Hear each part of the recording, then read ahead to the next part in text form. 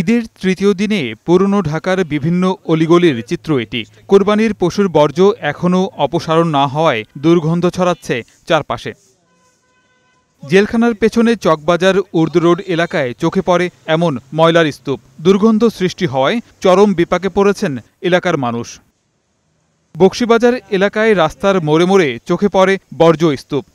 2 দিন আগের কোরবানির পশুর বর্জ্য চোখে পড়ছে লালবাগ কেল্লার আশপাশের সড়কগুলোতে। নাজিরাবাজার এলাকায় প্রধান সড়কের উপরে রাখা ময়লা এখনও অপসারণ হয়নি। 3 দিন পেরিয়ে গেলেও কোরবানির পশুর বর্জ্য এখনও অপসারণ না হওয়ায় চরম অসন্তুষ্টি জানান পুরনো ঢাকার মানুষ। রইছে এখনো নিয়ে যায়নি, ওনারা আসেনি, এখনো সিটি কর্পোরেশনের লোক এখন আসেনি।